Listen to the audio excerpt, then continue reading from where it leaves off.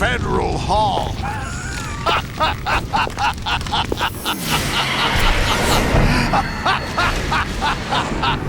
What are you laughing at? Do you know what day it is today? April 30th? That's right. George Washington took office as the first president of the United States of America 200 years ago today. And it happened right here. We were going to declare another independence, the dawn of a new nation, here. The end of the Patriots' secret rule, liberation of this country. This was where it was supposed to begin. This is where freedom could have been born.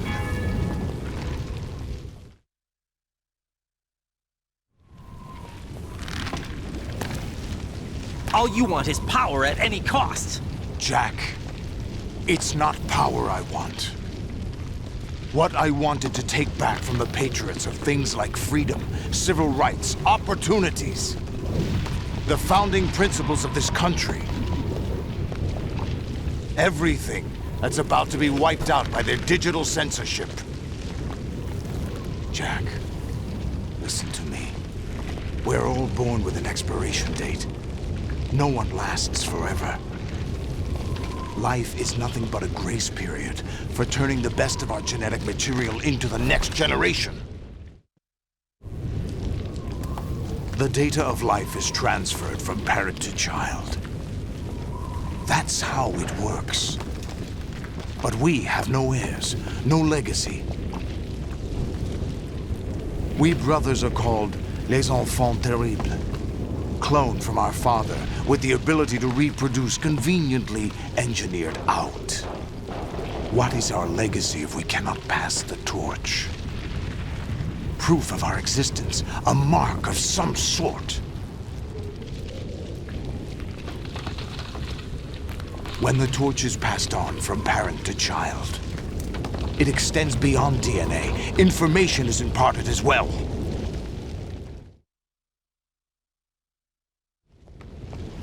All I want is to be remembered by other people, by history. The Patriots are trying to protect their power, their own interests, by controlling the digital flow of information. I want my memory, my existence to remain. Unlike an intron of history, I will be remembered as an exon. That will be my legacy, my mark in history. But the Patriots would deny us even that. I will triumph over the Patriots and liberate us all, and we will become the Sons of Liberty!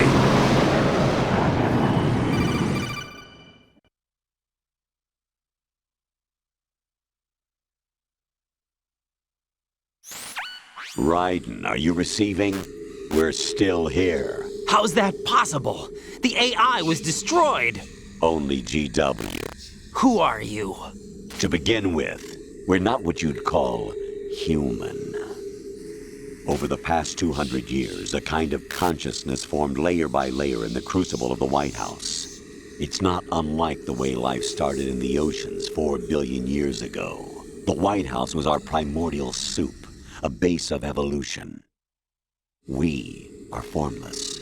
We are the very discipline and morality that Americans invoke so often. How can anyone hope to eliminate us? As long as this nation exists, so will we. Cut the crap! If you're immortal, why would you take away individual freedoms and censor the net? Jack, don't be silly. Don't you know that our plans have your interests, not ours, in mind? What? Jack, listen carefully, like a good boy. The mapping of the human genome was completed early this century. As a result, the evolutionary log of the human race lay open to us.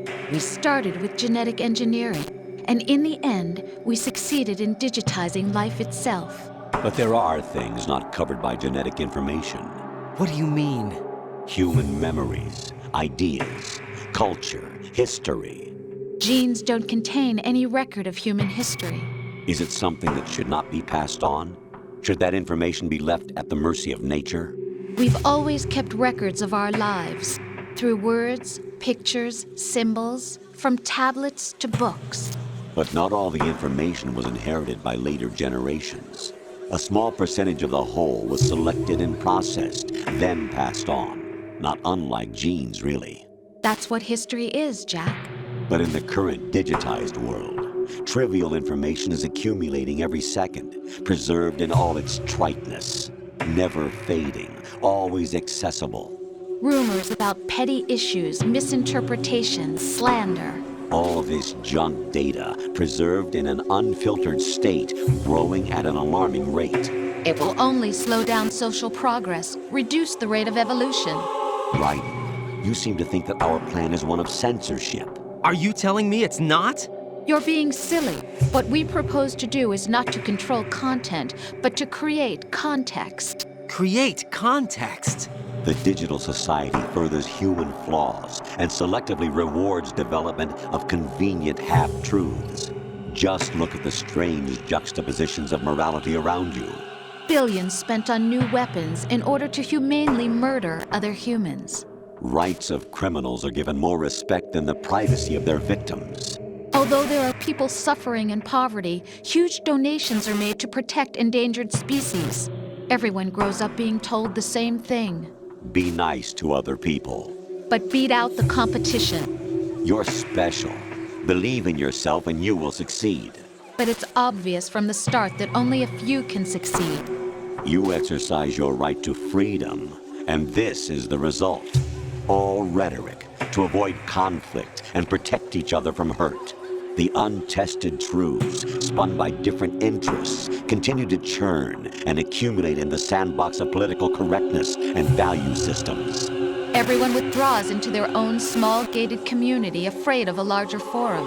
They stay inside their little ponds, leaking whatever truth suits them into the growing cesspool of society at large. The different cardinal truths neither clash nor mesh. No one is invalidated, but nobody is right. Not even natural selection can take place here. The world is being engulfed in truth. And this is the way the world ends. Not with a bang, but a whimper. We're trying to stop that from happening. It's our responsibility as rulers. Just as in genetics, unnecessary information and memory must be filtered out to stimulate the evolution of the species. And you think you're qualified to decide what's necessary and not? Absolutely. Who else could wade through the sea of garbage you people produce, retrieve valuable truths, and even interpret their meaning for later generations? That's what it means to create context. I'll decide for myself what to believe and what to pass on. But is that even your own idea? Or something Snake told you. That's the proof of your incompetence right there. You lack the qualifications to exercise free will. That's not true. I have the right. Does something like a self exist inside of you? That which you call self serves as nothing more than a mask to cover your own being. In this era of ready-made truths, self is just something used to preserve those positive emotions that you occasionally feel. Another possibility is that self is a concept you conveniently borrowed under the logic that it would endow you with some sense of strength. That's crap! Is it? Would you prefer that someone else tell you? All right then. Explain it to him. Jack, you're simply the best, and you got there all by yourself. Oh, what happened? Do you feel lost? Why not try a bit of soul-searching? Don't think you'll find anything, though. Ironic that although self is something that you yourself fashioned, every time something goes wrong, you turn around and place the blame on something else. It's not my fault. It's not your fault. In denial, you simply resort to looking for another, more convenient truth in order to make yourself feel better. Leaving behind in an instant the so-called truth you once embraced. Should someone like that be able to decide what is truth? Should someone like you even have the right to decide? You've done nothing but abuse your freedom. You don't deserve to be free. We're not the ones smothering the world. You are.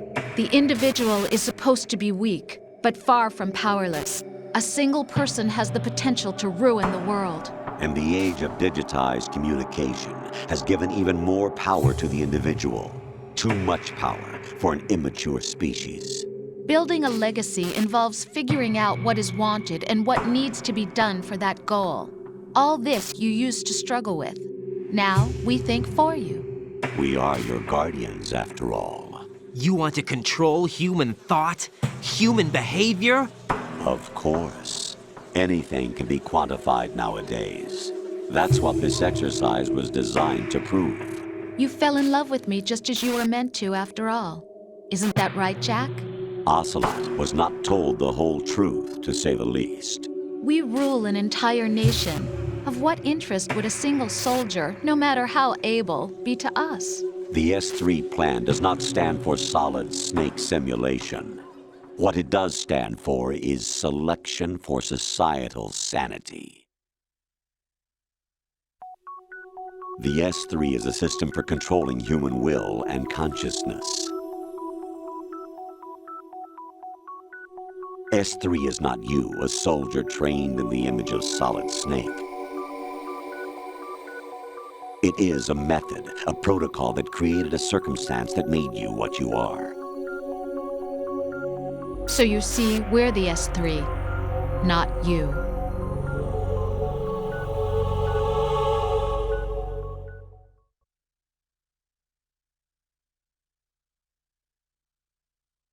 What you experienced was the final test of its effectiveness. That's crazy.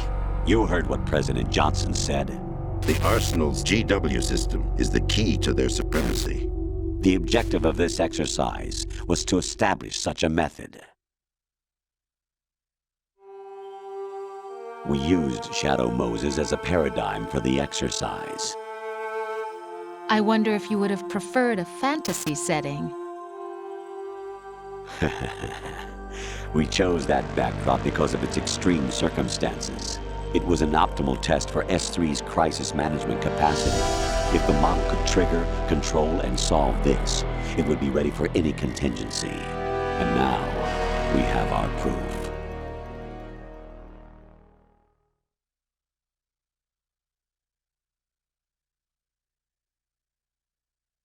Raiden, there are also reasons behind your selection. Solidus raised plenty of other child soldiers. Do you know why we chose you over them? It was because you were the only one who refused to acknowledge the past. All the others remember what they were and pay for it daily. But you turn your back on everything you don't like. You do whatever you like, see only the things you like, and for yourself alone. Yes, Rose can attest to that. You refused to see me for what I was. I lied to you, but I wanted to be caught. You pretended to be understanding, to be a gentleman. You never made a conscious attempt to reach out to me. The only time you did was when I gave you no choice but to do so. I was just trying not to. What? Trying not to hurt me? Dear, the one you were trying not to hurt was yourself. Avoiding the truth under the guise of kindness is all that you did. It occurred to you to do nothing but look out for yourself. Even if you claim that it was for my sake, that feeling was nowhere to be seen. In the end, everything was for your sake. I was never part of the picture. Exactly right. So you see, you're a perfect representative of the masses we need to protect. This is why we chose you. You accepted the fiction we've provided, obeyed our orders, and did everything you were told to. The exercise is a resounding success. Didn't I tell you that GW is still incomplete? But not anymore, thanks to you. Your persona, experiences, triumphs, and defeats are nothing but byproducts. The real objective was ensuring that we could generate and manipulate them. It's taken a lot of time and money, but it was well worth it considering the results. I think that's enough talk. It's time for the final exercise. Raiden, take Solidus down. Think again. I'm through doing what I'm told. Oh, really? Aren't you forgetting something? If you die, my child dies.